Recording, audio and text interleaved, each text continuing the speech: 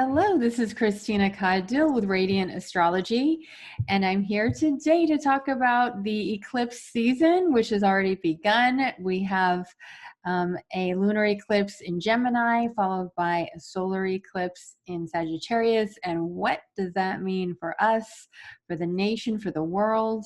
How can we use it to our advantage? And what do we maybe want to keep in mind for some shadow material? Because the eclipses are when shadow and light really play within our psyches and within the world, right? Because it's an interplay of the sun, the moon, and the earth eclipsing one another, right? And so we'll talk more about that. We'll take a look at the charts. And I'm here with my fabulous guest and friend and colleague, Melissa LaFara from the Energetic Principles podcast. She's here to join me so we can look at the eclipse season ahead. Hi, Melissa. Thank you for joining me. Hello, Christina. Always glad to chat with you. It's so much fun when either one of us are on each other's programs.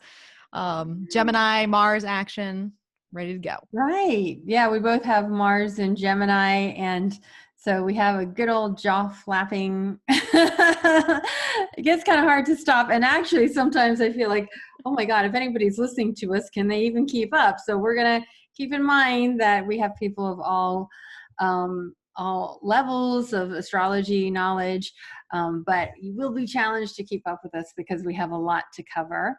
I also have today in our live audience our guests, my members from the Radiant Astrology Soul Circle that are invited to my podcast, my live podcast recordings. If you want to learn how to be a member, you can go to radiantastrologymembership.com. I'll have the link in the show notes.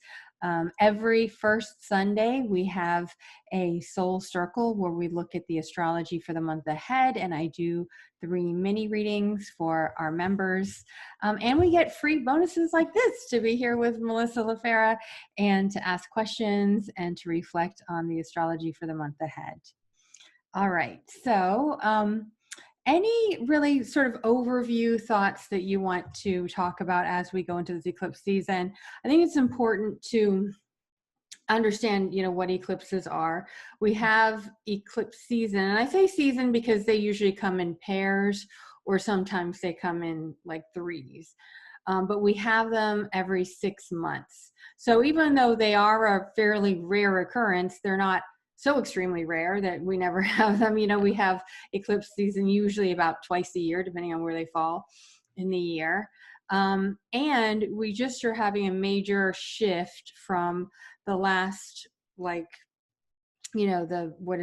months or so of eclipses in Cancer and Capricorn generally, because that's where the lunar nodes were. The North Node in Cancer and the South Node in Capricorn. And then we just are shifting that, or they're shifting, the nodes had shifted earlier this year to Sagittarius Gemini. And that's where most of the eclipses are going to be until the end of 2021. It looks like then they shift to Taurus Scorpio. Mm-hmm. So that's the nature of the eclipses. And even if sometimes the lunations themselves may be in different signs, the nodes themselves are in Gemini Sag now. And we had a preview eclipse in June. That was what was it? It was in Gemini, right? A lunar eclipse in Sagittarius. Yeah, that's right. And so that one sort of opened the story, because a lot of times people think of eclipses as a storyline, right? It's like the nature of that storyline. So you want to look at where these signs fall in your, the houses in your chart, and that can also kind of help to show some kind of storyline that comes up during eclipse season, and then maybe it, peters out or fades away a little bit, and then you might have a echo of that similar like archetypal experience in your life. It might not be a literal chapter 2. Sometimes it can be, which is really kind of interesting because it's following that part of your chart. But we're going from the Capricorn Cancer storyline to a Sagittarius Gemini storyline. Yeah. Well, and it's always, I like that you bring up storyline and just in general, because having the nodes in Gemini and Sagittarius, these are very especially Sagittarius, very story-driven signs to begin with. So when we can, overarch it with nodes changing the stories of our lives, but there's something really even more special about that with the storytelling nature and narrative that comes along with Gemini and Sagittarius. But Christina, what I was thinking right before I got on here, and it's such a simple thing, really, but it kind of just struck me in an interesting way when we think about coming out of the Cancer Capricorn axis that we were in since starting in the first was summer 2018, I think. That the nodal axis moves backwards in the zodiac in like retrograde motion. And so when we think of signs in general, we think of like cardinal movable signs that go to fixed signs that go to then the mutable signs, which transition things and shift things along. But it's kind of different in the nodal story because we went through eclipses with Cancer and Capricorn that were pivotal and movable of nature, starting something new in our lives. But the nodal story actually shifts to shifting and adapting. So it's almost like the nodes go, okay, pivot, change, then you're going to shift and adapt, and then you're going to stabilize once we get into the fixed energy that will then come with Taurus and Scorpio, like you said, later at the end of 2021, 2022. And so that spoke to me like pivot, adapt, stabilize, like a different kind of order. I definitely feel that because even before the nodes were shifting into Gemini Sag, of course, we're all thinking, what does that mean?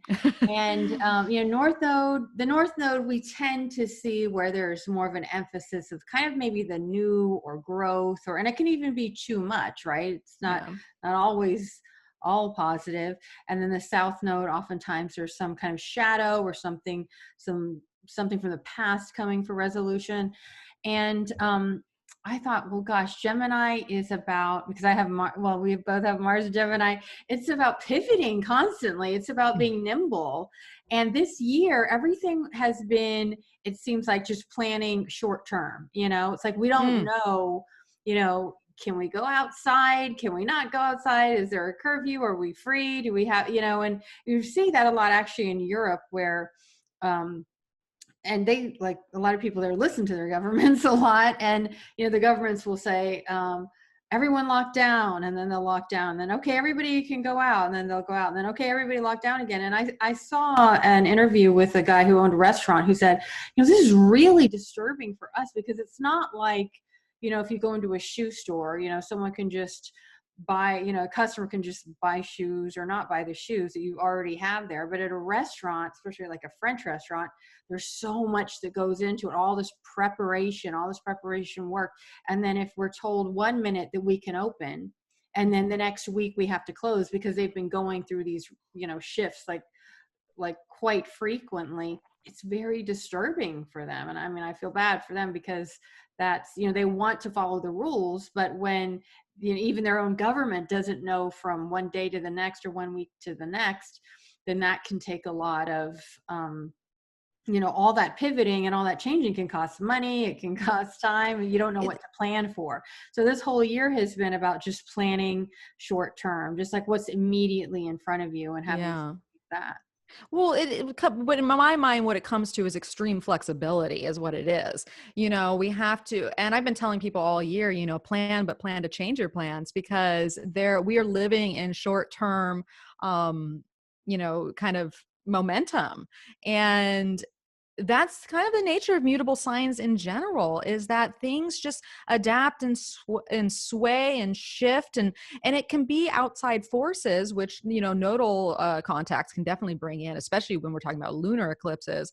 But it can also be within our own selves because Gemini and Sagittarius, these are very restless energies. These are, especially Gemini, can be very dispersing and volatile in its sense of focus, and where our heads are at any given time. And so a lot of it is the outside situation that's going on too. But when we are interacting with that, then our own, internal, flow, it can be disrupted or distracted or, you know what I mean? It's like, so plan to change your plans. And actually, I think, you and I probably have that, within us, like naturally. And, I see a lot of people who struggle, who are just trying to, it can be very difficult if you're trying to say, I have my year ahead set in stone, or I had these certain plans. I knew this year would not be the year to travel just because of Saturn, Pluto, and Capricorn. I just said, you know what? I got my traveling in last year. I honestly didn't think it would be this type of thing, like an illness, a virus, but I saw control from the government, like obviously Saturn, Pluto, and Capricorn. That's what it said to me, authoritarian control. And in some ways, yes, like we couldn't even go to Europe right now. We're like not allowed there. And it's because of other things. Like we haven't been, they don't believe that we're being as responsible as they want us to be with the virus. And so, they've shut it down. And so we have to just actually, because, and I think you also have the Capricorn moon, we also have the Capricorn, it's like accepting reality. It's like, this is just what it is. This is just happening now. We have to deal with what's happening now. And also we know that eventually, we will, who knows if we'll ever go back to normal, but we have to deal with this new normal. And, I'm seeing here, I'm in Atlanta now, and there's so many restaurants and things like that have they've learned to adapt really quickly. Like this little mom and pop French restaurant I've been going to for years. They finally have, they have curbside service. They have learned to use Instagram and put all their specials on Instagram and, like things like that. It's like, that's kind of cool, but they need to do what they can to survive. And I think we all have on some level. Well, Gemini Sag and then peppering in the Capricorn is really accepting restrictions. And being flexible within them. And if we think back to the last time that the North Node was in Gemini was, shortly after 9/11, and we had to redo our whole way of traveling where you couldn't meet people at the gate anymore. You had to go through these crazy TSA situations, when taking off your shoes began. I remember how people were so like, we can't have this. This is so disturbing. We can't have all the, I mean, I still get annoyed that I can't take like makeup and full bottles of shampoo with me, but hey, we've had 19 years to get used to that. We adapted, right? We adapted out of necessity. And that I think is really part of this. And then the Capricorn. I think it took a while, but eventually people realized, do we want another 9/11? No, we don't. Do we want to do everything we can to try to help from, terrorists blowing up our plane if it means a little bit of inconvenience? And we eventually did learn that, and so that is that adaptation. And it happens to also, we tend to associate Sagittarius, both Sagittarius and Gemini would travel. They say Sagittarius is long-term travel, or, overseas travel, long distance travel, and Gemini is short distance travel. But I think they both often are associated in general with travel. Well, movement. And like when you think of short-term travel, I mean, maybe that could be like a town like next to you, but it could also be to the grocery store where you now stand in line within 6 feet. You know what I mean? Like just the idea of movement is different for us right now. And these signs, like I said earlier, are very restless and on the go and having to work within the restrictions of how we move within society is it's a learning experience, which is also another part of this.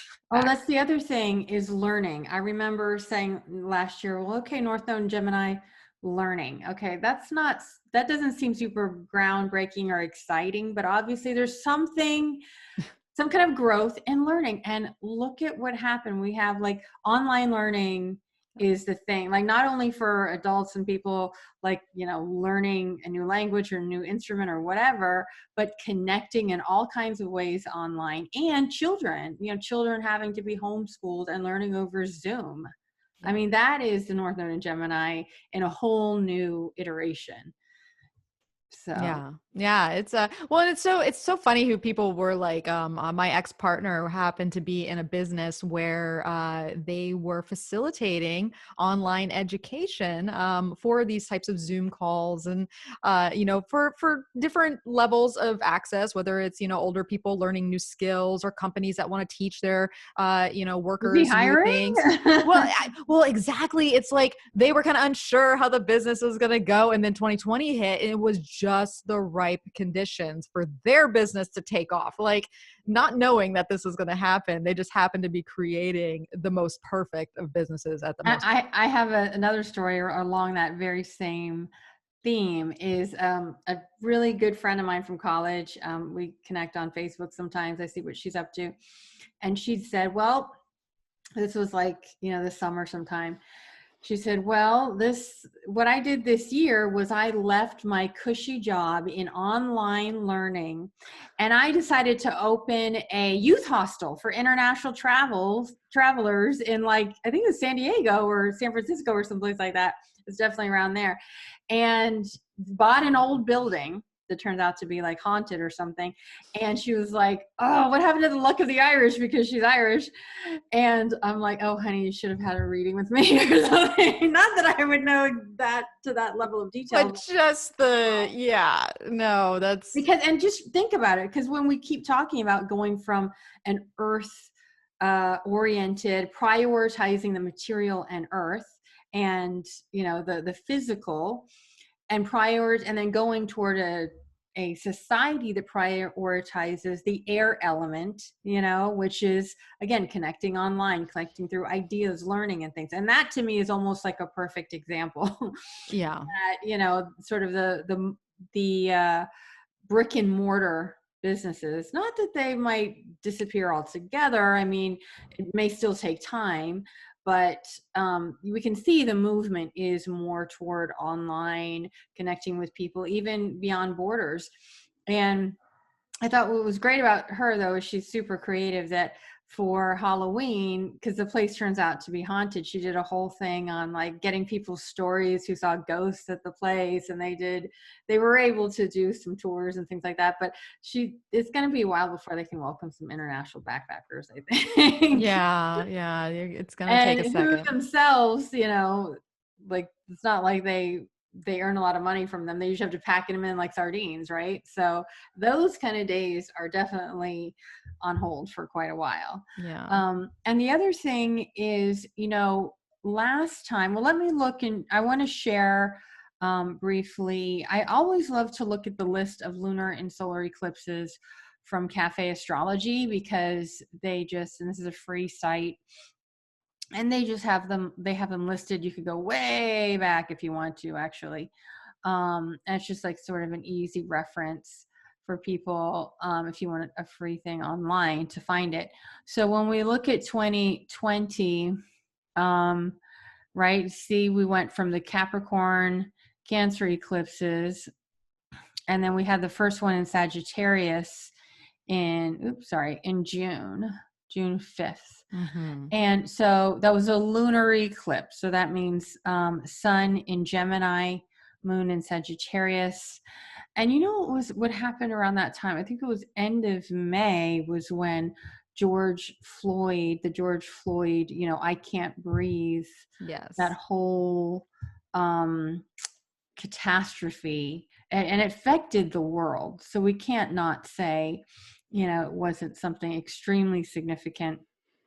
And it was based on racism. And, the shadow of Sagittarius, one thing is the potential of racism, xenophobia, things like that, because if Sagittarius represents, other cultures, foreign people, there can also be the fear of foreign people and foreign cultures. And the fact that, again, the nodes being in these signs, Gemini and Sag, what I experienced during that time is everyone was saying, do you know what white privilege is? Do you know what white fragility is, and how important it is, and how to be an anti-racist, not just not racist, so all these concepts.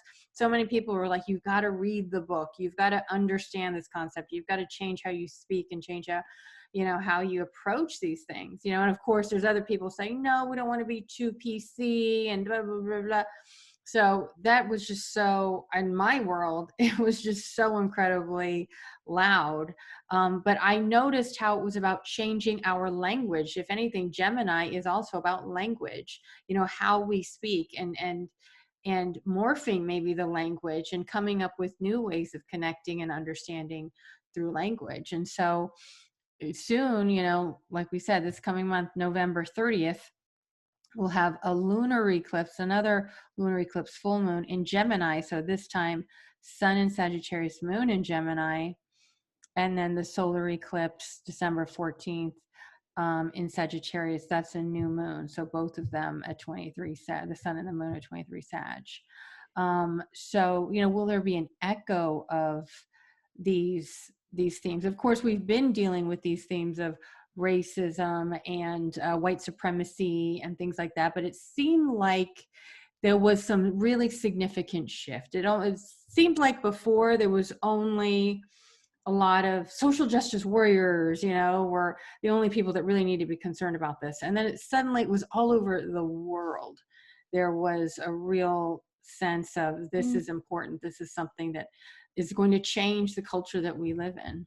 Yeah. Well, the world dynamic is an important part of that with Sagittarius. Like you bring up cultural aspects of it. And having, think about a full moon just in general and putting an eclipse into it and then it heading off a whole switch in a nodal structure it's going to illuminate something. It's going to make something very known, very apparent, reflect upon us, Sagittarius, ideals and beliefs, because there's a lot of that going around too, where you get online, everyone had opinion about it. Everyone had something to say. And if you didn't have something to say, the people who wanted you to say something were like, you better say something, or we're going to believe something about you. Like there was so much pressure to talk at that time.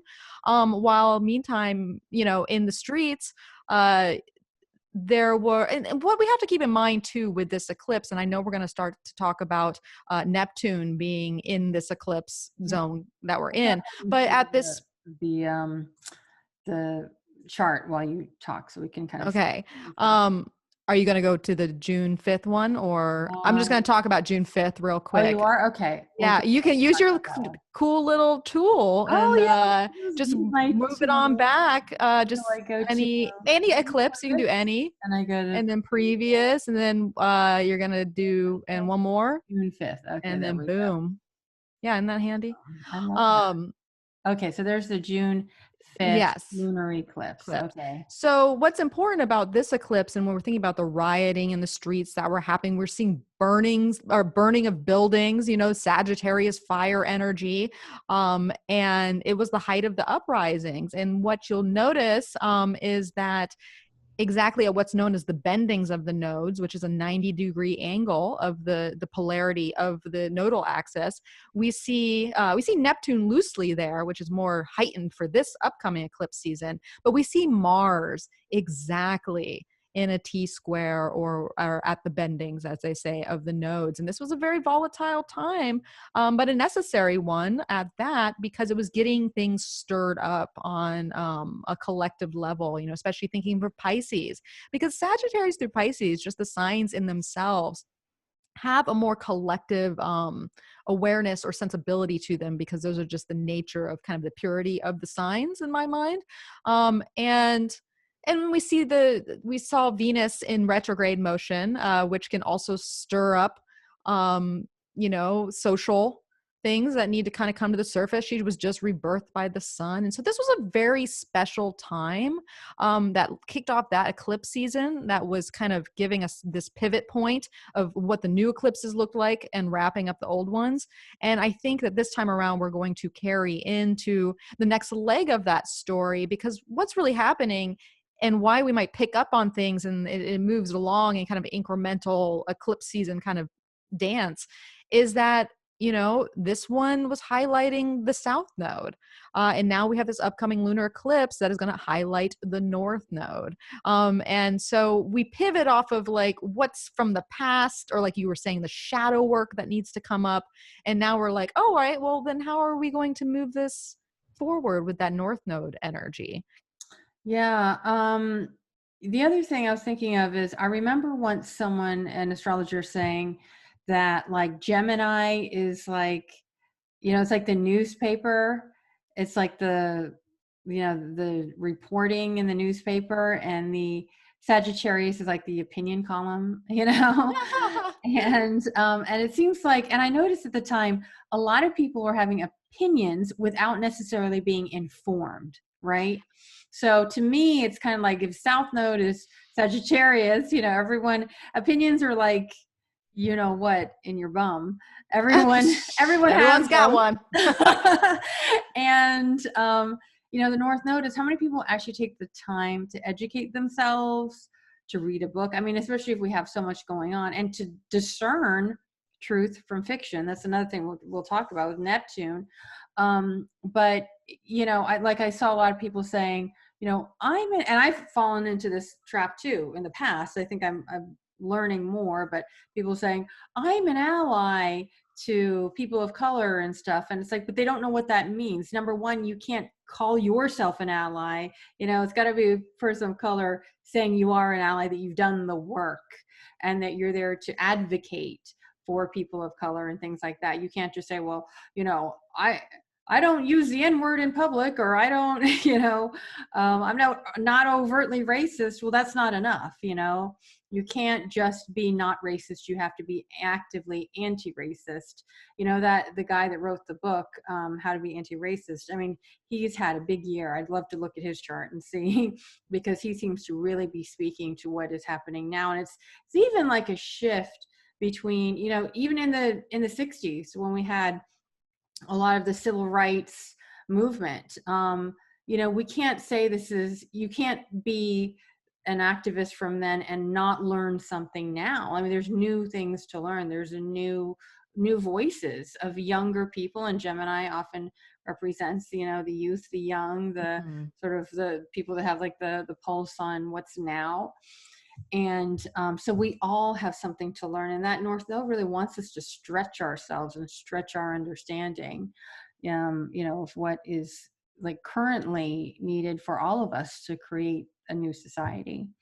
Yeah. So, you ready to move on to? Yeah, let's move on. I will say real quick, if anybody pays attention to the idea of like exaltations and stuff like that, is that in traditional thought, the North Node was exalted in Gemini, and the South Node is also, because the idea was that the nodes are dual of nature. Like the North Node is aligned with Jupiter and Venus. So we think about these growth points, right? These kind of fertile, moving forward points. And it was said to take its exaltation in the first dual sign of the zodiac, which is Gemini. Wow, So who said that? Is that like a it's just like in just some traditional, yeah, there wasn't like On Heavenly Spears had it in that book, but I think it's just a handful of people had referenced it, but that's kind of where it comes from.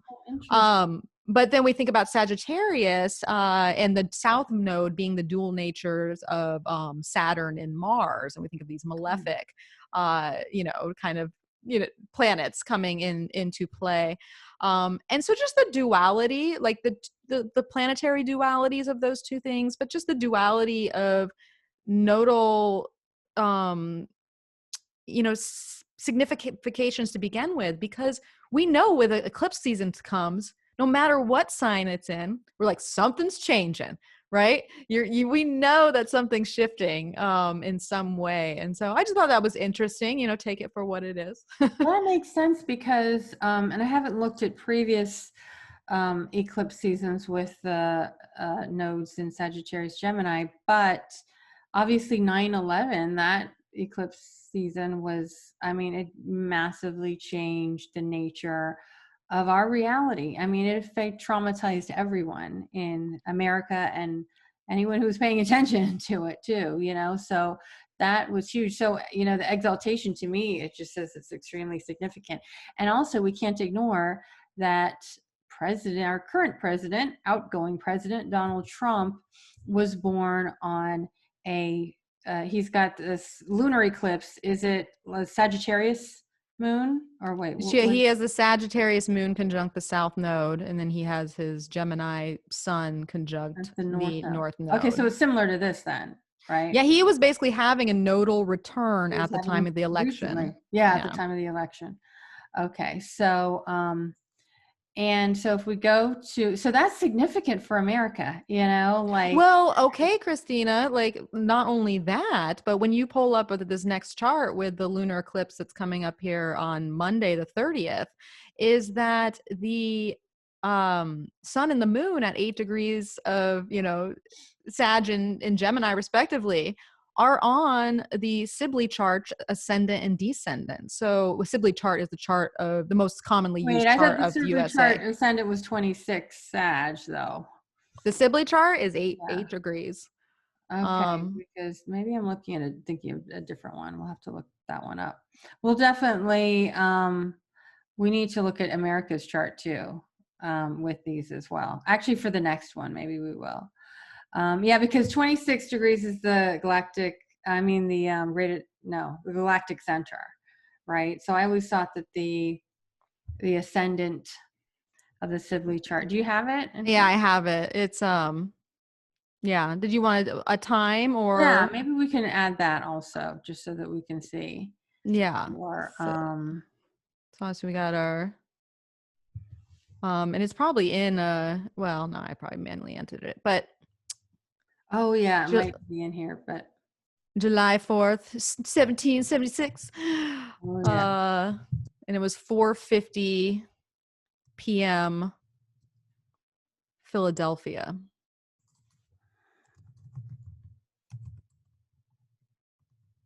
EA.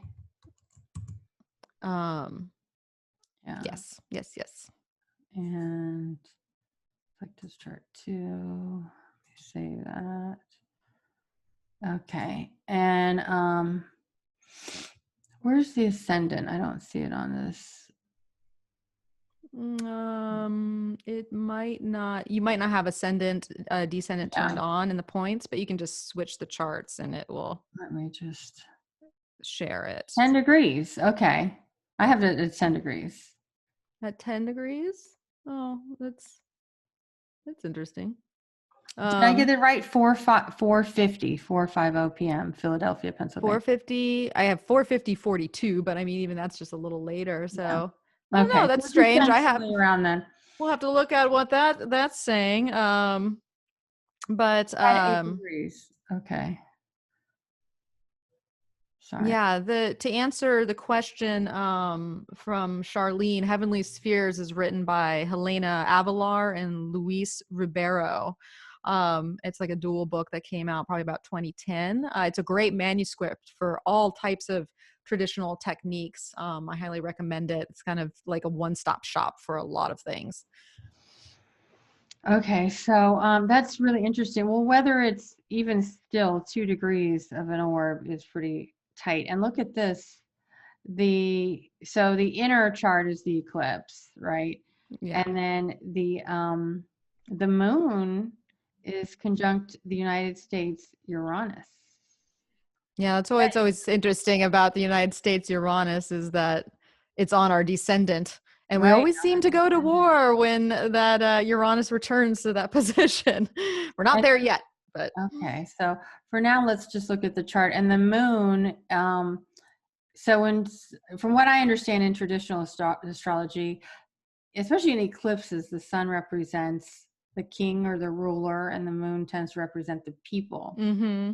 So if the moon is on the United States Uranus, I feel like there could be something. I mean, the people are already riled up. So what more do we have to expect, right? Yeah. Well, and we also have Venus coming off in opposition with Uranus at that time too. So there's something to be said about like the social dynamic, and just relating in general, whether it's to other people in the world or your own relationships or even to yourself in some way. There is that awakening that comes with Uranus. And it's always key to remember too with these eclipses is that, and this might be a little more true for solar eclipses, but I think with lunar eclipses as well, is that we can feel something very acute in the moment. But because of the nature and the shifts of eclipses in general, is that it can take a time to dole out what is being seeded or illuminated at these important lunations. And so, you might see it in the moment, but it might be several months down the road that it really starts to play out. Mm-hmm. I had Nina Griffin on my podcast recently, and she's great with eclipses because she looks at, very traditionally like Ptolemy what he says about eclipses. And it's very specific, like where it falls in the sky and where it is, like in terms of, is the eclipse or the nodes like above the equator, above the horizon or below. There's all these very specific guidelines to how long the eclipse will last. And sometimes it's into a couple of years, and sometimes it doesn't even start for several months, right? Yeah. So I don't know any other astrologer that is doing it to that level of intricacy. Most astrologers I've spoken to feel like, within the window of the eclipse, actually Bernadette Brady had said that within that 2-week window of each eclipse, then the eclipse experience is going to happen then. It's going to at least be seated then, and then we may eventually see things happen from it. But she really was about looking at the really tight period of the eclipses. However, I think most of us know that sometimes something gets triggered and we don't really see the results of it, for months. And oftentimes we look at, some kind of any kind of new moon. In 6 months, you have the pair full moon. And by that time, it's the next eclipse season, right? So that's why it's really worth looking at, when it's from that storyline, eclipse season to eclipse season to eclipse season, because sometimes it will take a while for it to really manifest. And even, remember when we had that eclipse, the Great American Eclipse in Leo, way back in 2017, I think it was. Yeah. And we're still like experiencing that. Was like all over middle America. And when I was looking at the, how people were voting, right, it still was very like, you had your West Coasters and then you had the middle America for the most part that went red, right? And it sort of was in an angle. And so it makes you wonder that Great American Eclipse I feel like it's still with us in some way. It is, and I'm just going to say this real quick because I know this isn't quite our topic today, but it is eclipse worthy. And to play off of that is that Great American quote unquote eclipse that happened in 2017 is actually one of two, with another one coming in 2024. And they create a cross pattern across the United States that is actually going to center around a kind of Nashville area. So to me, these eclipses. So you're saying in 2024 we're going to have another eclipse? We're going to have another one just like that. That is going so this one went across from like Portland to DC, and this next one is going to come up through like Mexico and go all the way up to like kind of Michigan, and so it's going to create a cross point. And so paying attention to the Midwest, actually, in that kind of like Tennessee area, that I think Minnesota is kind of near there, just like looking at that crosshair. I think there's a bigger story that's under play for, America being eclipsed, not to mention things that are happening in our own chart. This could be a podcast in itself, but just saying, class, right? Just saying. It's significant. But what's interesting too about this, Christina, to bring in a few more traditional techniques also, is bringing in fixed stars, because this sun moon opposition is happening on the royal stars, or decently close to Antares and Aldebaran. And Antares is 9 degrees Sag, right? I know that one because I've paid attention to that one a lot. And that's usually like people who are born around December 1st and 2nd, tend to have their sun conjunct Antares. I believe it was Bernadette Brady who associates it with the archetypally with the storyline of Joan of Arc, the crusader, someone who is on a crusade fueled by spiritual belief. She was just a young maiden, and she ended up being visited by, the archangels, and said she's there to save France. And she just went with it, and then ended up, organizing an army and leading an army to defeat the English and put the Dauphin back on the throne of France. It's just insane. And so that level of self-belief, people like Britney Spears was born on, December 2nd. And I think it was Prince William also. And it's amazing. And I actually had a boss who was who was also a December 2nd baby, and woof, she was definitely on a mission. And I was like that, that around 8, 9 degrees Sagittarius, that seems to be a very potent, like very driven, especially spiritually driven. That sense of crusade really comes through. Yeah. Well, because there's an honesty and integrity component to this these fixed star access. And what is also important about them is that they did set up at one time, Aldebaran was the fixed star of spring and Antares was of basically autumn. So there is the correlation of Aldebaran and Gemini there being a point of new beginnings, where Antares is about endings of some sort. And thinking about this to me is like, the sun in that Sagittarius place might be illuminating some endings that are coming to play, where that moon is intuiting new possibilities of beginnings that are to come. Because a lot of times with full moons in general, and especially when we're talking about eclipses, there could be something that is reaching its fullness, which leads to ending because of just the nature of oppositions also being associated with separation in some way. And so and I have Mars exactly conjunct Aldebaran. So this eclipse is exactly on my Mars, which is, I'm in a Mars perfection year. I have Mars up the wazoo right now.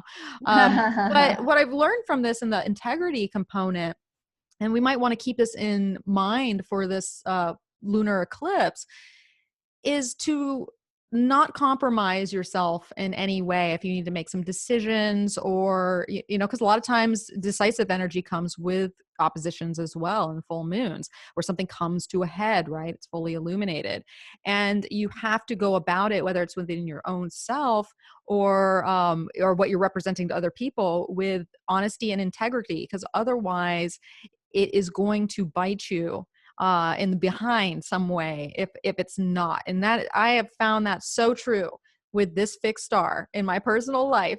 So I'm just going to throw that out there for, just anything. Integrity is the name of the game right now. And also, I've often associated Gemini and Sag with truth and lies. Sometimes, I mean, people say, "Oh, Geminis, they're liars," or they play fast with the truth, but that's not always true. I mean, truth and lies, discerning truth are important. Like, yes, I'm sure there's some Geminis there that you just could not, trust as far as you can throw them. But also, I feel like with Gemini being about information, data, knowledge, that is just something that's emphasized, right? And yeah, some people are really good at it, that they can, it's interesting. Frank Clifford did a study of serial murderers, basically, serial killers. And he found that a lot of them had mutable signs, Gemini, Sag, Pisces, Virgo, and what he decided was they eluded police for a long time. It's like it wasn't that they were murderous, it wasn't the mutability that made them murderous. It was the mutability that allowed them to like get away with it, for a long time, until they couldn't. Probably Saturn came calling. But so there is this, and sometimes, this whole gaslighting that we're constantly experiencing. Again, I have to say, like, I didn't realize how much, especially Black people in America, are gaslit. That, oh yeah, racism doesn't exist, and it's, oh, you're nobody's racist against you, and da da da, and that you don't tell someone who's experiencing racism that they can't say they're experiencing it, because it's not about intention as much as it is about impact. That's something I learned that I'm still learning. And so it's that kind of playing with the truth, like getting like, like, oh no, I didn't really mean that, or you're crazy to think that. And especially because you were talking with Neptune being involved, squaring the nodes, what's truth and what's fantasy. So it might not even be like outright, we might not realize that, or we might even see outright lies, outright deception, but it's just so slippery that it's hard to actually sort of, clamp down on it. Yeah. Well, and let's talk about Neptune a little bit here because, well, for one, as we said before we started this broadcast, is that Christina and I are talking as the moon has just moved off of Neptune and is squaring the nodes exactly right now. And also Mercury's trining Neptune today in the skies. So see, it feels right to talk about them. But what's also happening just a couple days before this eclipse is that Neptune is stationing direct. So Neptune is stationing at this time, which is adding an extra Neptunian component because whenever a planet stations, it's getting so concentrated in the skies that it's very prevalent, with the astrologies that's going on. And it's going to a station direct. So it's emerging in some way. It's coming back. And I'm already seeing that kind of play in. And so it's so important because Neptune is basically, like I was saying earlier with Mars at the last eclipse in June, is at a bending point where it's 90 degrees square in between the two nodal access points. And they're going to be, Neptune's going to be, as it moves forward from this, station direct position, it's going to be slowly moving to perfect that. I think January like 26th, something like that. So this is going to be an emphasis that plays out in this eclipse season, but we're also going to feel this nodal tension with Neptune through January, if not even further than February. that. Yeah, Yeah. definitely.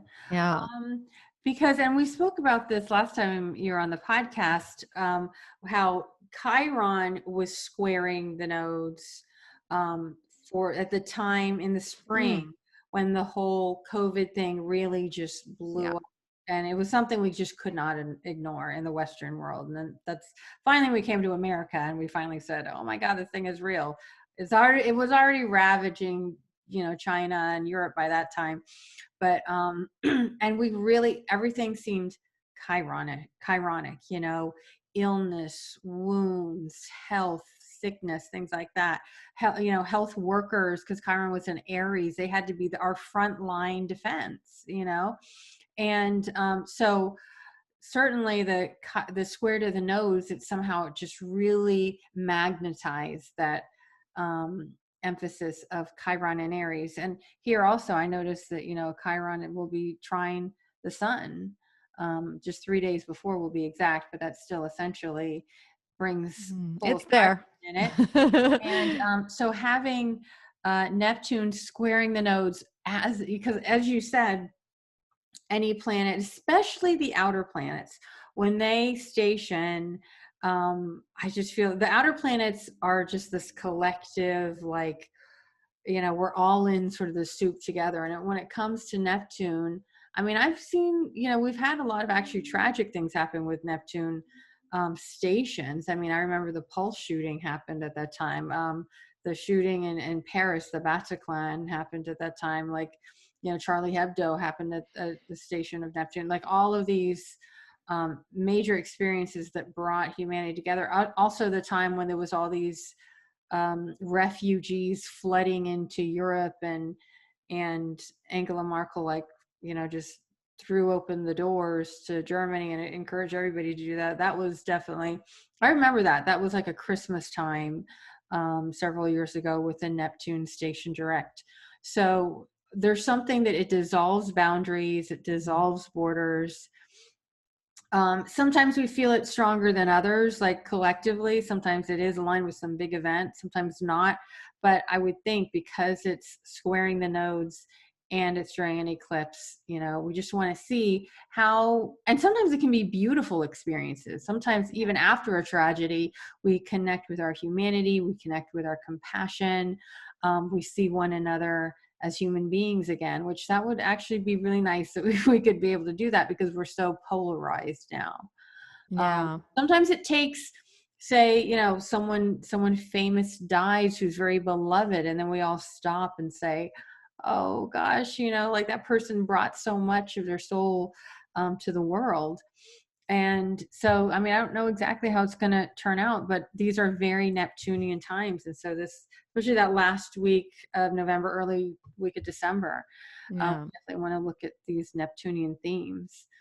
Well, one of the big Neptunian themes, there's a couple that we might be able to like illuminate a little bit here. But one of the biggest ones to me is just a turning point with the pandemic, because, Neptune is, you know, is one of the points of disease, especially with those that we can't see and that infiltrate and just around, and you just don't know quite where it is, because that's kind of the thing with A Neptune. virus is also Yeah. perfect because it spreads and you have no way of knowing how to, stay Yeah. part of it. And we already talked about the movable nature of, Gemini and Sagittarius too. And it really is a spread. It spreads. Gemini and Sagittarius spread things. Well, we'd like it to be information, things along those lines. But when we have Neptune squaring there, so it might be a turning point over the pandemic of what we actually know about it. Maybe new information is going to come out of what we've learned. There's a lot of turning the pages on possible vaccines that could come out, or maybe changing our beliefs of what the virus even is, or like just new what we know and what we've believed about it, because there's are a lot of gray areas to this whole experience that we're going through collectively. And also the cultural shifts, like we were talking about earlier, that have had to happen because of this new dynamic. And so there could be more of that coming out. But I think in these, to be honest, we're under another lockdown right now. I mean, and here in It California, should be. I mean, we're well, not in here California, we're in purple. There's a bunch of restrictions back. So technically we are in the same sort of lockdown that we were in back in March. And France is experiencing it. And so, yeah. And so this chart is cast for Washington, D.C., so it essentially is telling us the story of, America's experience of this eclipse. And, Scorpio rising, Scorpio often associated with death. Venus, essentially on the ascendant, Venus also has to do with our biological survival. Opposite Uranus, as you said, Uranus is retrograde, but some sort of shocks to the system, shocks to our, in Taurus values. Hopefully they'll be able to do something with our relief, maybe, because this can also deal with money issues with especially Uranus and Taurus. But when we look at it in terms of, we've just had, the Jupiter Pluto conjunction this month. It's throughout November. I think it was exact around the 12th, but we're still pretty much in it. And there was an article that somebody shared online that some health professional was quoted as saying that this pandemic has thrown open the doors of Hades, which is so Jupiter, Pluto, right? Yeah. Because Pluto is Hades, the underworld, and Jupiter opens doors. The doors, I know. Right? Blows them open in this case. Yeah. And it's older people, it's the elderly, Capricorn and Saturn too, that have been at most affected. I mean, I just read that even when and if they get a proper vaccine, like how will they distribute it? And it's looking like they want it first to go to some of the elderly in, because the ones that are in the elderly care homes, it's just ravaging those places. So, who will get it first and things like that, and who's at most at risk. That's one thing to consider. But what else do you see with this chart? I mean, it's obviously ruled by Mars, which is in the 6th house of health. Yeah. So there's that there. Service providers, things like that. Well, and it's important to think about too, because, the chart, the moon's ruler is Mercury, and it's in a perfect sextile for the most part to Saturn. So there is, the mercurial nature of this Gemini moon, because Gemini moon, whether it's just transiting the sky, it's a full moon, or it's an eclipse, which is basically a full moon on steroids, is that we are going to have a mercurial component, and that mercurial component is going to be one of scorpionic nature, and one that maybe has more of a serious or productive tone to it with Saturn. But the sextile to me seems nice. And I was saying this earlier, I just did an episode on Sag season on my podcast, and just thinking about because Mercury in Scorpio we can have very deep conversations if we need to, or we can like dive in intellectually to things that are a little deeper or more taboo, or might kind of stir our emotional senses in some way that can be unpleasant at times. And Saturn brings up boundaries and things like that. And so I think that a lot of us might be having conversations of some sort, or our mind is going to be in a more serious place.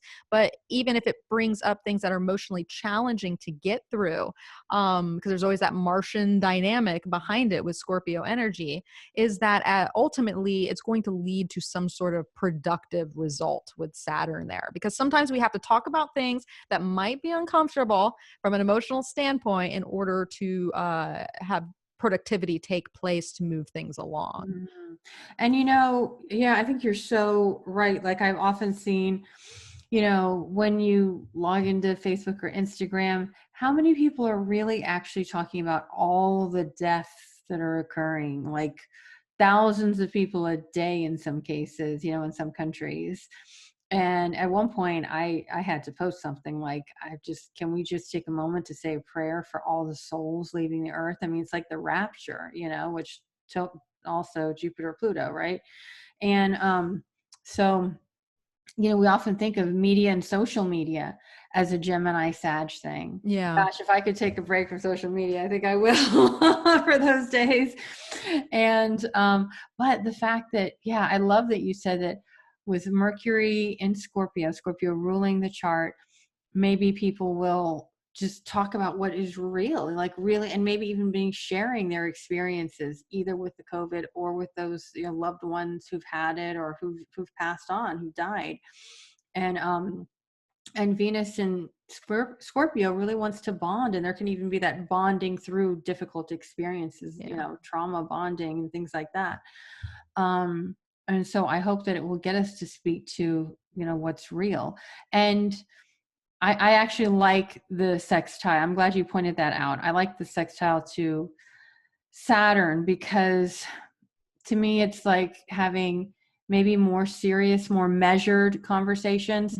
Mercury in Scorpio isn't usually all, popping off, blabbing their mouths everywhere. I mean, it can be sometimes, seething, but hopefully it's people having more mature conversations. That's the part of it, having those deep, tough conversations of what's real, and waking us up out of some of this, confusion and misinformation, which is, the Neptunian influence that we have to kind of fight against, I think. Yeah.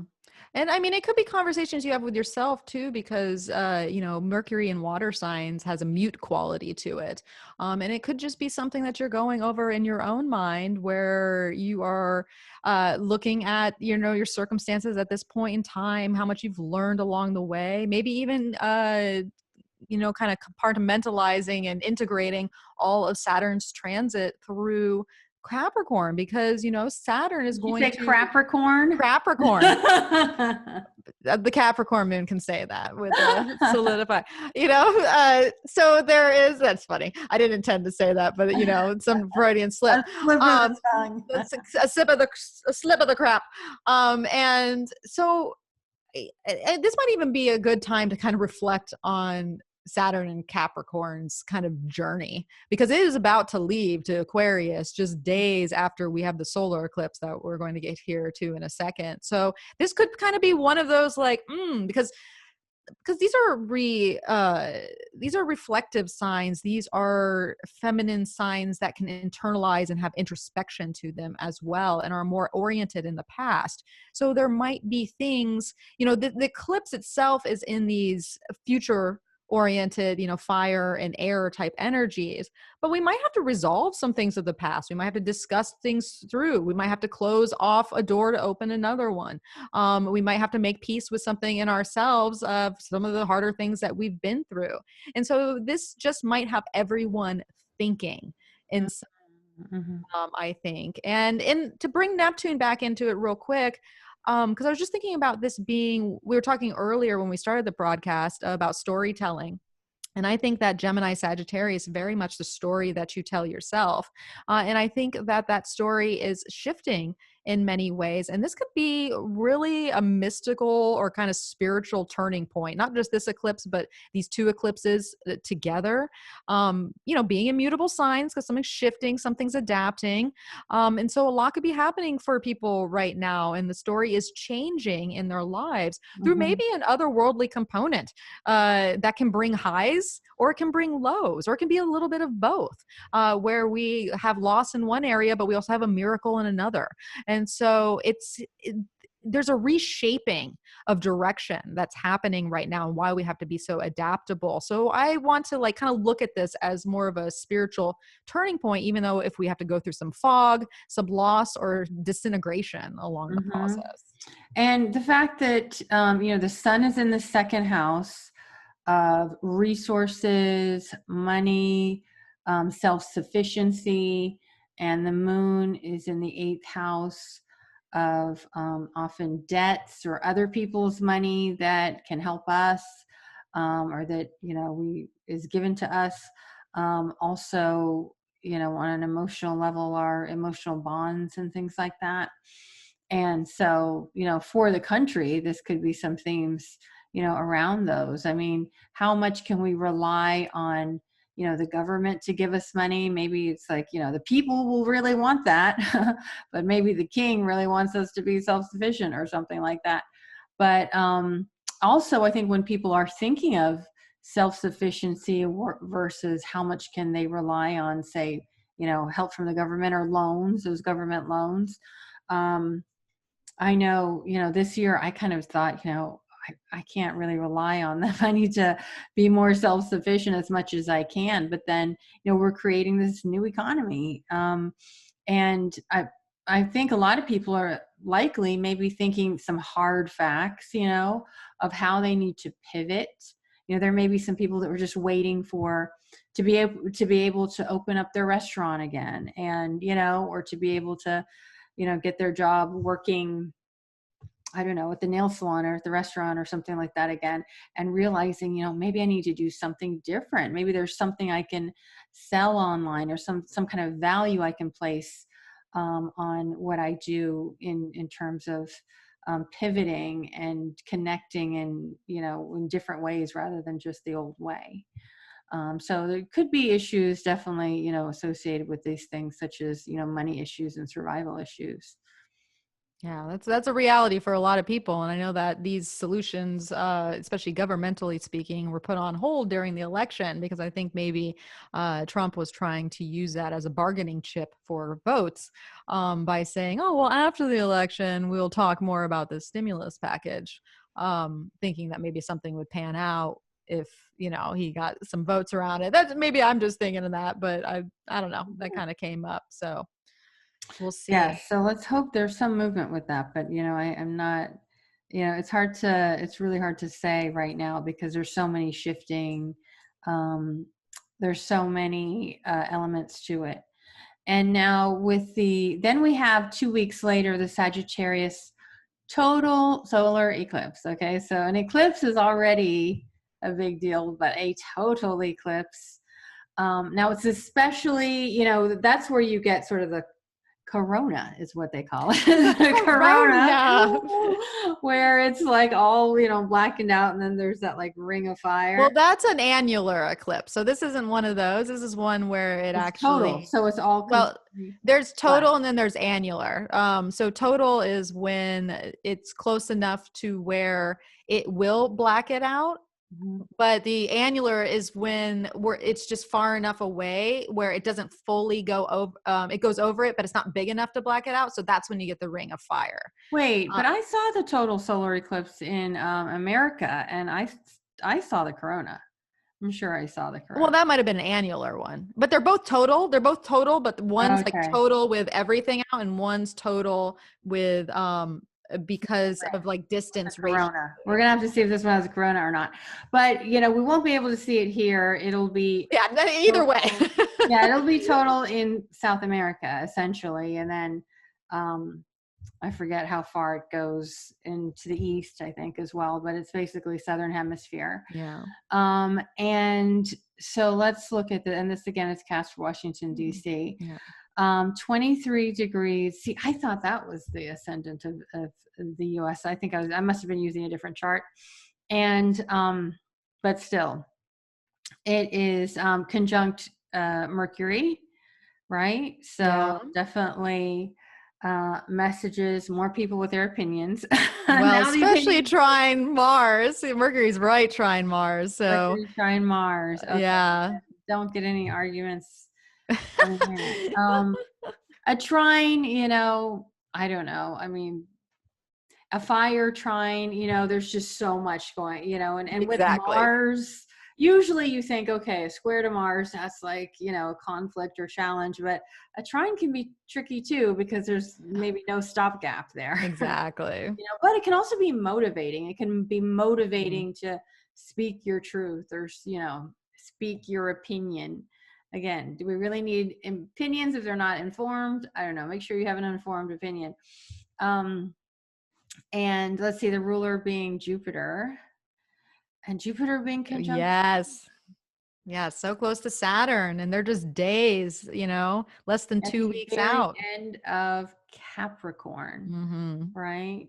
Well, and not only that, you know what? This is the thing I really like about this eclipse, Christina, is that Venus, well, and Juno both are exactly sextile Jupiter, well, and Saturn. But that's a nice little, especially when you remember how I was saying earlier about the North Node, traditionally being dual in nature of Jupiter and Venus. And so we have like that North Node energy of like those two planets put together that are working in harmony in some way. Now they're both in debilitated positionings. So that's an interesting component to it, just in sign wise. But you know what? I always like when Venus and Jupiter get together personally. Yeah, Venus and Jupiter, both the benefics. And I don't know, with Venus and Scorpio, especially because we have this pandemic, I do worry about more deaths and things like that, because, our biological survival.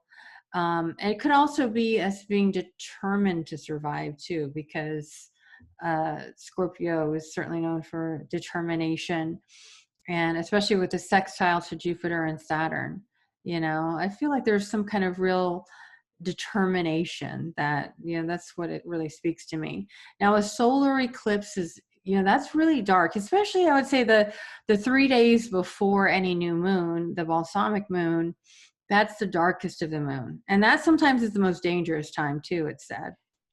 It's Yeah. often said. So, we just want to be careful of that time of, any kind of, it's really the darkness. And eclipses, solar eclipses, I believe in what the Buddhists say, that they are times when they call them days of observation, and you're meant to be observing the self, right? So it's times of purification. Often they recommend, a lot of spiritual traditions recommend, not eating, fasting, purifying, just doing things to create positive karma. Because the sun, which is our life force, is essentially eclipsed by the moon. And yeah, when we're in this time of year also, even though it's the end of Sagittarius season, Sagittarius is kind of like the last celebration, the last opportunity to celebrate with the holidays before we get into sort of the dark of Capricorn. But it still is, to me, it feels like a time to really go inward. And Sagittarius is also associated with our beliefs, traditionally religion, but even our spiritual beliefs, things that we identify with, that we create our worldview around, what's right and things like that. So to me, it can be a real time of realigning with what's right and what's true for you and and for our country. You know, what is the truth that we're aligning with? Because we also associate Sagittarius with things like natural law, and we hope that man-made law is following natural law. And these days, when we have so much changing with law and order, we need to know what to refer back to, you know, Yeah. what's our truth. And I like what you're saying there about, well, respecting the dark portion of, well, what any new moon is, but really when we're talking about a total solar eclipse, and why the days leading up to it, especially maybe like a 3-day period, can be very helpful to meditate and be introspective in some way. And just thinking about how this particular one is going to basically move us through Scorpio before we kind of get rebirthed in the fires of Sagittarius. And so it looks like it's going to be Saturday, probably around 4 p.m. Eastern, 1 p.m. Pacific on the 12th, where the moon is going to cross over Venus, which is always nice, and it's going to make that sextile to Jupiter and Saturn. So that could be a foreshadowing period just from a personal standpoint of going within, and maybe even just healing something at that point, because Scorpio, when we are willing to go to the depths of the energy, and Venus can be a healing bomb, or just a bomb in some way of like, and not a bomb, you know, like explosion, but a bomb as in, you know, kind of soothing us. I think that this could be a really transformative period to get to the rebirth of that fire in some way. Mm-hmm. And, you know, the Jupiter Saturn, because Jupiter expands and Saturn, you know, constricts. And as we know, they actually officially join at 0 degrees Aquarius, Yeah. around the 24th on the solstice. And, but them being at the very end of Capricorn, you know, we're coming to the end of this 2.5 years of Saturn and Capricorn. Saturn is ancient rulership of Capricorn, or it's ancient and modern rulership of Capricorn, and then it's going to go into Aquarius, where it also rules. It's the traditional ruler. So, but it's a very different nature. And so I remember when Saturn first entered Capricorn, and it's known as law and order. And the first thing that was happening there was everything in the news was around the new Supreme Court justice that Trump had pushed through and everything. And so that was a theme throughout that time, is getting more conservative Supreme Court justices. So I would be looking, and we also look at Sagittarius having to do with law and sort of the beliefs behind law. So I'd be interested to see, you know, what might come of that. Now they're saying that the Democrats are considering like packing the courts, because after Amy Cohen Barrett, or yeah. but anyway, she was that conservative judge that they pushed through for the Supreme Court, that the Democrats were really opposed to. And so I don't know. I'm thinking this theme of law and order and what's right is going to be coming up again too. Well, what's very important that's happening on this day, and probably at this time of this chart, is the Electoral College is going to be voted upon on this very day for the, you know, nipping in the bud, the presidential. At one time, I think they're supposed to meet at noon. I think so too. Which is just after this, noon Eastern time. And 23 degrees is whose moon? Well, it's Trump. It's close. It's Trump's moon is 21, but hey, it's close. It's close. Which I'm hoping, and I'm just going to say this, you know, like, well, he gets, you know, he's going to feel this eclipse. And in any eclipse on your moon, I mean, that is one of the, that's a very powerful eclipse for anyone personally, because we feel it personally. I mean, our moon is our most sensitive area. It's our private self. It's our emotional security. It's our inner security. And it can also be associated, you know, with our our family, our actual home. You know, does he get eclipsed out of the White House? I don't know. Does he get eclipsed out of all the people who have been emotionally supporting him and attached to him? That could be another potential too. Yeah. Well, there's going to be some letting go or surrender. I'm thinking letting go, surrendering of the position of the office, because I mean, the moon for him in his chart, I mean, it rules the 12th house. So and he's experiencing Saturn opposing, you know, the planets that he has in I Cancer. think And Venus so, and yeah. yeah, Venus and Saturn. And so there is a 12th house emphasis that is going to play out for Trump within all this. And it's hard to say because, you know, like they're like, you know, he leaves office, he doesn't have that same protection that he had before, and there could be a lot waiting for him afterwards too. And just to reiterate what we were saying earlier about the timing of eclipses and how this is going to be doled out over time. And I will say a lot of times with eclipses, and especially when we're talking about solar eclipses, is that they're actually activated when Mars either comes in conjunction with the eclipse, or The eclipse point, or the right? eclipse point, or some sort of like hard aspect. And so Mars is actually going to make an opposition from Gemini in the middle of March, just a few days before The Ides our of March. just very close actually, and it's just a few days before the Aries ingress, which is a major chart that we pull each year to see what's going down for each country and just life in general. So there is a lot that's going to be activated about this eclipse, and maybe even for Trump at that time, around mid-March, I'd say. Mm-hmm. But in any case, that's really good to know. So we want to keep an eye on these eclipse degrees, which, you know, the 8 degrees Gemini Sag and 23 degrees Sag.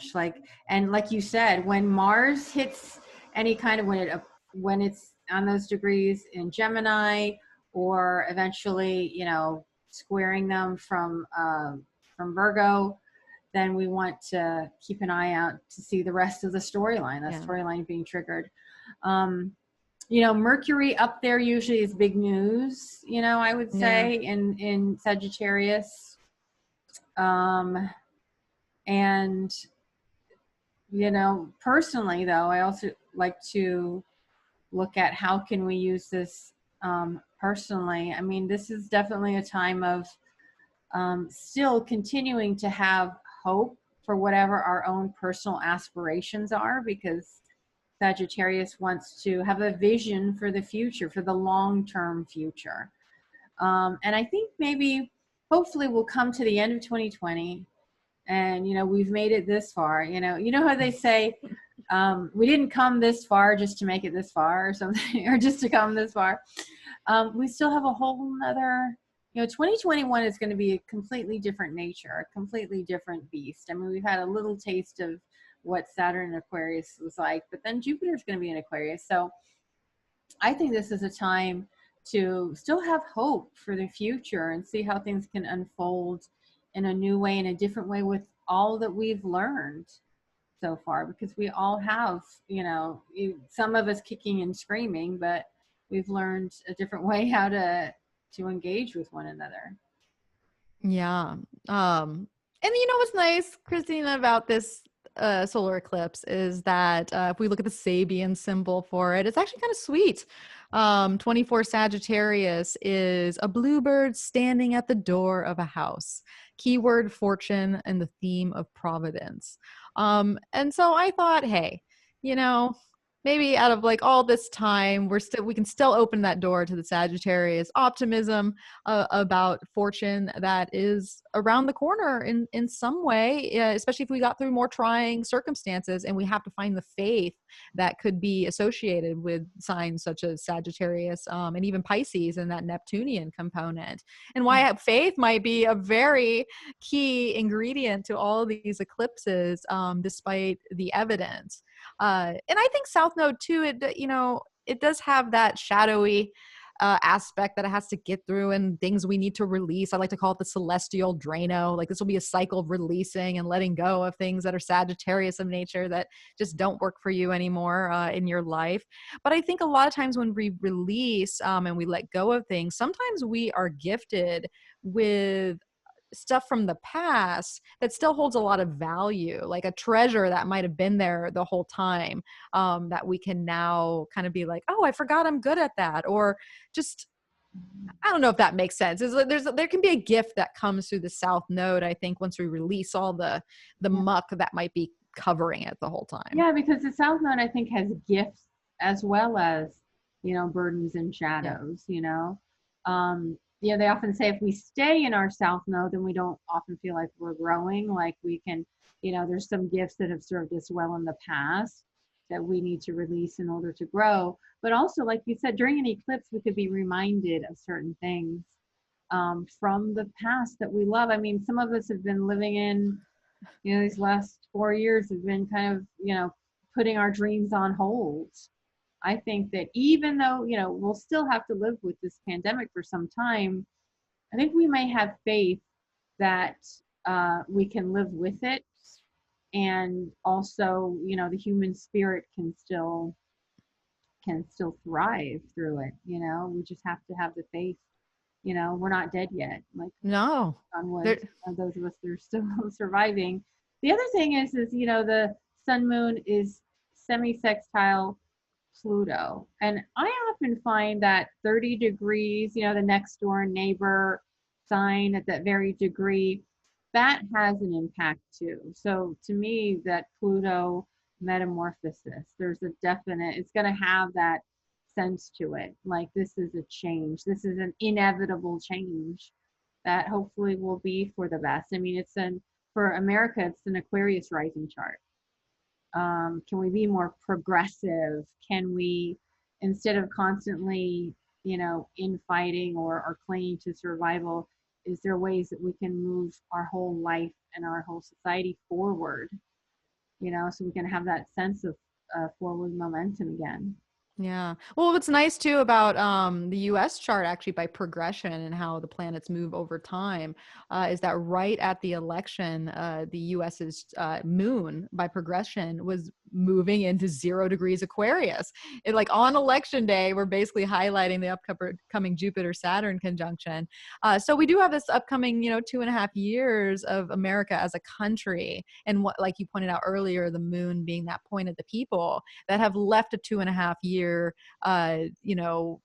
tour through Capricorn and is now ready, maybe emotionally, for the Aquarius component. So I think that's a nice aspect of the collective there too. But Christina, I would love to know what you think about I just noticed that Lilith is conjunct Uranus, and I know you like Lilith. Oh my gosh. Do you have any? Okay, I don't say I like Lilith. I am fascinated by Lilith, and oh my God, it's on my, I have 6 degrees. So let me show, sorry, I thought you were about to wrap up. I just noticed that the last thing, because you said with Lilith earlier. Maybe you don't like her, but you're fascinated, which is even. No, I love Lilith because I would hate her to get mad at me.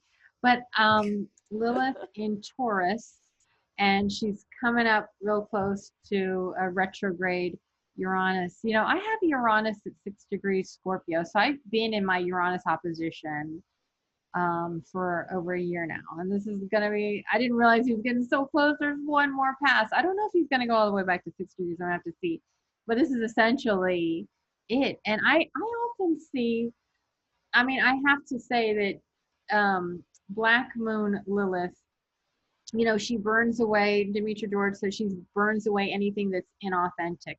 Sometimes we see her associated with rejection, but that rejection is usually because we're somewhere we shouldn't be, somewhere that is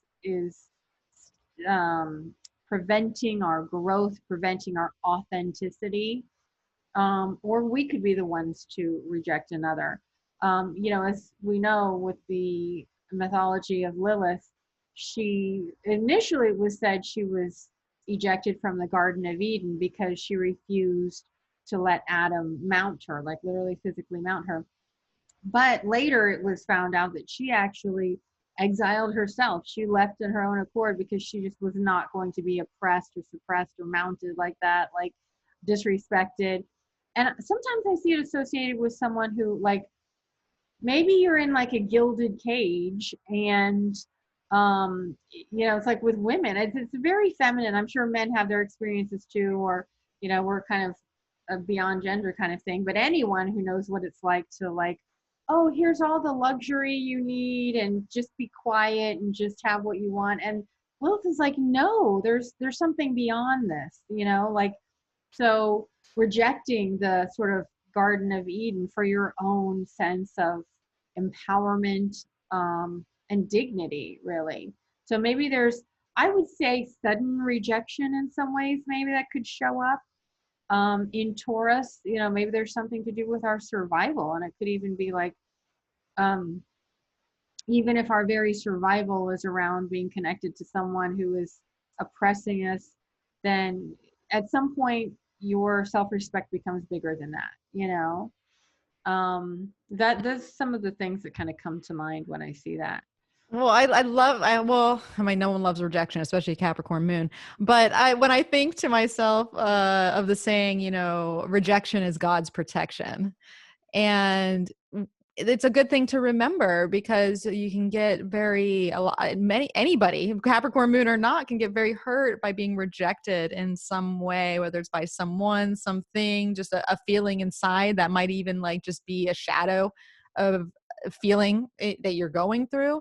So just know that, if you go through any type of rejection situation, that it's really protection, because when I go back and look at all the times I've been rejected in some way, I like dodged a bullet. You know what I mean? And so you need that foresight to know that it's not working against you. It's actually working for you, even if it can be painful in the moment. And it can be your own ejection, too. It's like, I got to get out of here. Yeah. Like, I'm out here. And in Taurus, Taurus is, usually clings for survival and stability. So this may be something, especially if you have any planets, around, like in maybe the fixed signs, 6-7 degrees. It can be a little bit shocking, or a little bit like, of course, Uranus is the planet of the unexpected, and in Taurus, we want anything. We just sometimes, to our detriment, we just want things to be peaceful and stable. But this to me is anything but, because there's also this thing where she rejects shame, like, say, sex workers or whatever. Now, like, it's like, okay, the patriarchy made it so that, women are valued if they're young and beautiful, and then they get the most money if they compromise themselves, and then we shame them for it. And it's that kind of thing where, like, just there's so many women, especially younger women now, are just so much more empowered to say, I'm going to live my life for my pleasure, and I'm not going to let the patriarchy shame me for it, and I need to make my money how I can make my money. I'm not going to be shamed for it, or something like that, so it's the rejection of shame, as well as the rejection of repression and oppression, oftentimes. Yeah. I like that. I like that. And Taurus, it's a very personal sign too. It is associated with a more individual type of like standpoint of coming from. So yeah, I've seen so many times when someone has, I've seen someone have, usually a woman, because most of my clients are women. I'll just face that. I don't know why. I've got Tony. Tony's one of my clients. But Lilith, often when I see people with transits of Lilith, yeah, it's either them or a woman in their life, like, just has to get it out of their physical body. And Taurus can also be associated too with our like physical body and our biology and things like that. It's just like, no, it's like, I'm not being listened to, so it has to come through my body. I sometimes call it the meltdown transit. Well, didn't we do an episode on my podcast about the Uranus opposition? Yes, yes. Yes, and I was talking about the furies that come up with Uranus, and how Uranus transits and Uranus opposition is a fury raises inside of you, and it's not going to go anywhere until it goes out, and maybe it affects someone else, and that fury is just transferred in some way. And so this is what's coming to my mind, where it's just like, oh, I got, you're quaking, and you're like, I have to release, I have to get it out, I have to eject in some way. And Uranus is like, I don't care. It's funny Yeah. because I've said that more and more since I've had my Uranus opposition. I don't care who judges me. I just don't care how people judge me and what they think about me or whatever. I got to live my life. I got to be free. I have Uranus conjunct the moon too. So Yeah. Yeah. Yeah. Uranus ascendant here. I hear you. oh, that's Uranian right. women unite. All right, my dear. Well, thank you so much. This has been amazing. So enlightening as always, and also a lot of fun. I think we slowed it down a little bit so that people could follow us. Hopefully they followed us enough with the charts. So Pisces moon today. yeah, the Pisces moon today and Neptune helping us out. So tell us where we can find you and what you have coming up next. Well, you can find me over at energeticprinciples.com. You can find me on Instagram and Facebook at Energetic Principles. And of course, I do my podcast that comes out. I'm kind of speeding it up again and doing a bi-weekly. Not bi-weekly, every other week. Is that the right term? I don't know. But I just did a Sagittarius episode with Annalisa Six for this whole season. I did an episode with Stormy Grace on the moon cycles a few weeks before that. And I actually am recording one that I'm very excited about tomorrow on on past life regression. And I had a past life regression on the Jupiter-Pluto conjunction date. And it was so powerful. And I'm going to share all about it, and the practitioner is going to join me, and we're going to talk all about past life regression. And there's other things coming after that. But also, I'm going to do my 201 astrology course at the beginning of 2021, where I'm going to be doing probably about a 5-week course on predictive techniques on working with transits in your natal chart and progressions, and taking those to the next level. So if that's something that you're interested in, or anybody who might be, I'm going to have information on that release here in the next coming weeks. So you can just follow me on social media or sign up my mailing list or something like that. And you'll know when it's all ready to go. Awesome. Perfect. So follow Melissa on energeticprinciples.com, and you can follow me on radiantastrology.com.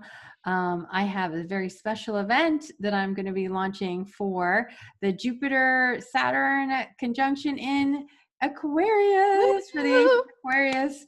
So you can get all the information by signing up to my newsletter at radiantastrology.com. And following me on Insta and Facebook.